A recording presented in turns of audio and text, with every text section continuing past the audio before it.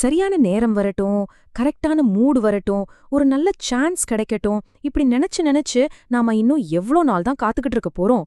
சொல்லப்போனா இந்த காத்திருப்பு தான் நம்மளோட பெரிய எதிரியே. இந்த பகுதியில நாம ஓவரா யோசிக்கிறத நிறுத்திட்டு எப்படி செயல்ல இறங்குறதுன்னு பார்க்க போறோம். அதுக்கு ஒரு 10 சூப்பரான ஐடியாஸ் இருக்கு.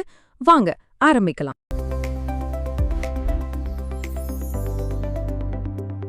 இந்த கேள்வி நேரா உங்ககிட்ட தான். எப்பவாச்சும் நான் இதை செஞ்சே ஆகணும் அப்படின்னு மனசுக்குள்ள ஆழமா தோணி, ஆனா அது அப்புறம் பாத்துக்கலாம்னு தள்ளி போட்டிருக்கீங்களா? ஒருவேளை இன்னும் கொஞ்சம் கான்ஃபிடன்ஸ் வரட்டும், இல்லனா கொஞ்சம் காசு வந்ததும் பாத்துக்கலாம், இல்லாட்டி டைம் சரியா அமையட்டும்னு நீங்க காத்துக்கிட்டு இருக்கலாம். நீங்க மட்டும் இல்ல, நம்மள நிறைய பேர் இதே மாதிரிதான் ஒரு வட்டத்துக்குள்ள சிக்கி தவிக்கிறோம். நம்மள நாமே ஏமாத்திக்கிற பெரிய பொய் என்ன தெரியுமா? நான் 100% ரெடியானதும் தான் ஆரம்பிக்கணும்னு நினைக்கிறது தான். ஆனா உண்மை என்னன்னா, யாருமே என்னைக்கும் முழுசா தயாரான மாதிரி ஃபீல் பண்ணவே மாட்டாங்க. இது ஒரு கட்டுக்கதை. நம்மள அடுத்த அடி எடுத்து வைக்க விடாம தடுக்கிற ஒரு கண்ணுக்கு தெரியாத சங்கிலி மாதிரி இது. இங்கேதான் நம்ம புரிஞ்சுக்க வேண்டிய ஒரு முக்கியமான ரகசியம் இருக்கு. ரெடியா இருக்கிறதுங்கிறது ஒரு விஷயத்த ஆரம்பிக்கிறதுக்கான கண்டிஷன் கிடையாது. அது நீங்க வேலைய ஆரம்பிச்சதுக்கு அப்புறம் உங்களுக்குள்ள வர ஒரு ஃபீலிங். ஜெயிச்ச எல்லாருமே ஒரு காலத்துல ஒரே குழப்பத்தோட, பயத்தோட, அரைக்குறை தயாரிப்போட தான் அவங்களோட முதல் அடியே எடுத்து வச்சாங்க. கடைசியா பாத்தீங்கன்னா, இது ஒரு சிம்பிளான சாய்ஸ் தான். நம்ம பயத்தோட குரலுக்கு காது கொடுக்க போறோமா, இல்ல செயல்ல இறங்கி கத்துக்க போறோமா? பயம் நம்ம கிட்ட கேக்கும், ஒருவேளை தோத்துட்டா என்ன பண்றது? ஆனா செயல் கேக்கும், இதிலிருந்து நாம என்ன கத்துக்கலாம்? பயம் நம்மள அப்படியே முடக்கி போடும், ஆனா செயல் தான் நமக்கு வழிகாட்டும். சரி, வாங்க முதல் பகுதிக்குள்ள போலாம். உண்மையான மாற்றம் வெளியில நடக்கிறதுக்கு முன்னாடி அது நமக்குள்ளதான் ஆரம்பிக்கணும். சோ நம்மளோட சிந்தனை முறைய எப்படி மாத்தி அமைக்கலான்னு இப்ப பாப்போம். நம்ம சமூகத்துல தோல்விங்கிற வார்த்தைக்கு ஒரு மாதிரி கெட்ட பேர் இருக்கு.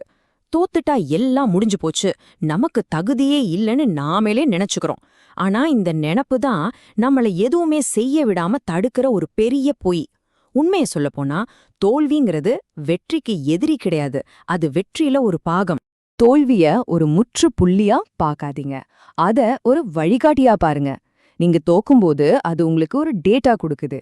எது ஒர்க் அவுட் ஆச்சு, எது ஆகல, அடுத்த தடவை எதை மாத்தணும்னு. நீங்க அதுலேருந்து கத்துக்க மறுக்கும்போது, இல்லனா முயற்சியை கைவிடும்போது தான் அந்த தோல்வி நிஜமாவே உங்களை தோற்கடிக்குது. ஒவ்வொரு தடவை நீங்க சறுக்கும் போதும் இந்த 3 கேள்விகளை உங்களுக்கு நீங்களே நேர்மையா கேட்டுக்கோங்க. இப்படி பண்றதுனால எந்த ஒரு தோல்வியில இருந்தும் நீங்க அறிவை பிரிச்சு எடுக்க முடியும். அத உங்க அடுத்த வெற்றிக்கான படிக்கட்டை மாத்திக்க முடியும். நமக்குள்ள எல்லாருக்குமே ஒரு குரல் கேட்டுட்டே இருக்கும், எனக்கு தகுதி பத்தாது, என்னால முடியாதுன்னு. ஒன்னு நல்லா ஞாபகம் வச்சுக்கோங்க, அந்த குரல் உண்மையே இல்ல, அது வெறும் பயம். பயத்தோட எதிரொலிதான் அது. நிஜமான தன்னம்பிக்கைனா எல்லாம் சரியாயிடும்னு கண்ணை மூடிட்டு நம்புறதில்ல, அதுக்கு ஆதாரம் வேணும். நீங்களே உங்களுக்கு கொடுத்துக்கிட்ட சின்ன சின்ன வாக்குறுதிகளை காப்பாட்டும் போதும், உங்க சின்ன சின்ன வெற்றிகளை கொண்டாடும் போதும், அப்புறம் மத்தவங்க கூட உங்களை கம்பேர் பண்றது நிறுத்தும் போதும் உங்க நம்பிக்கை தானா உறுதியா வளரும். நன்றி உணர்வுன்னா வர்ற வழிய கண்டுக்காம இருக்கிறதில்ல, அதுக்கு பதிலா கஷ்டமான நேரத்திலயும் நம்ம கிட்ட இருக்கிற நல்ல விஷயங்களை பாக்குறது. இது ஏன் எனக்கு நடக்குது அப்படின்னு கேக்குறதுக்கு பதிலா, இது எனக்கு என்ன கத்துக் கொடுக்குது அப்படின்னு கேட்டு பாருங்க. உங்க பார்வை மொத்தமா மாறும். வலியிலிருந்துதான் சக்தி பிறக்கும். சரி, இப்போ மைண்ட் செட்டை சரி பண்ணியாச்சு. அடுத்து எப்படி செயல்ல இறங்குறதுங்கிறதுக்கான பிராக்டிக்கல் ஸ்டெப்ஸை பார்க்கலாம். இததான் நம்ம செயல் இயந்திரம்னு சொல்லலாம்.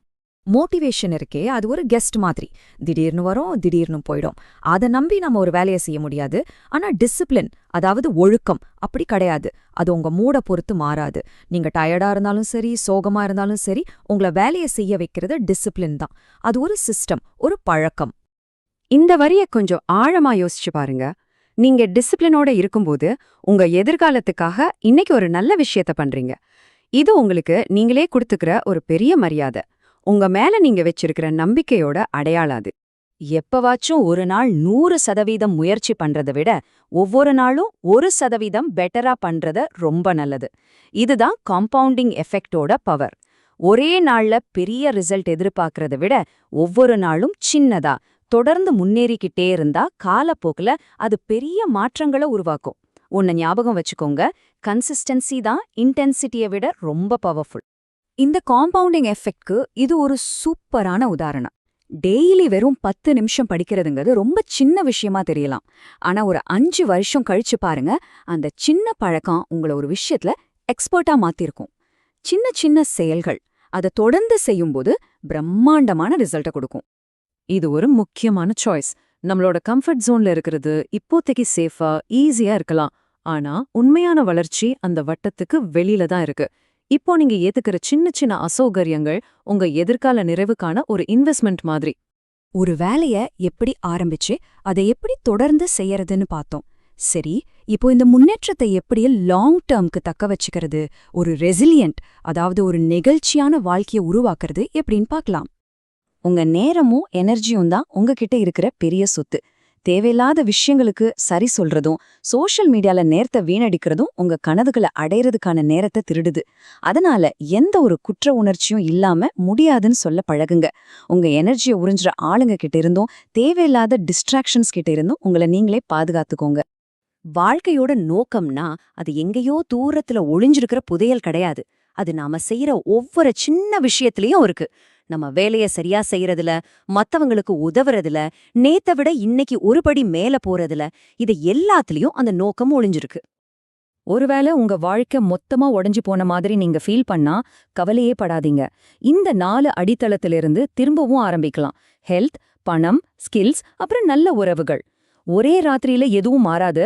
ஆனா ஒவ்வொரு நாளும் இந்த 4 பில்லர்ஸ்ல ஒவ்வொரு செங்கலா வச்சா நீங்க ஒரு புது வலிமையான வாழ்க்கைய கண்டிப்பா கட்டி எழுப்ப முடியும். சரி, நாம இவ்ளோ நேரம் பேசின எல்லாத்தையும் இப்ப ஒரே ஒரு பாயிண்ட்க்கு கொண்டு வரலாம். அதுதான் நம்ம எல்லாரும் உடனே ஆரம்பிக்க வேண்டிய இடம். இந்த பகுதியோட மொத்த சாராம்சமே இதுதான். வருஷக்கணக்கா ஓவரா யோசிச்சுக்கிட்டே இருக்கிறத விட நீங்க எடுத்து வைக்கிற முதல் பெர்ஃபெக்ட்டா இல்லாத அந்த ஒரு ஸ்டெப் ரொம்ப ரொம்ப பவர்ஃபுல். இப்போ நான் உங்ககிட்ட ஒரு கேள்வியோட இந்த பகுதியை முடிக்கிறேன். இதெல்லாம் கேட்டதுக்கு அப்புறம் உங்க கம்ஃபர்ட் ஜோனை விட்டு வெளியே வந்து இன்னைக்கு நீங்க எடுக்க போற அந்த ஒரு அசௌகரியமான செயல் என்ன? அது ஒரு சின்ன விஷயமா கூட இருக்கலாம். ஆனா அதுதான் உங்க புது வாழ்க்கையோட உண்மையான ஆரம்பமா இருக்கும். யோசிச்சு பாருங்க. Like, share, and subscribe to Connect and Build. I have already done. Did you guys subscribe?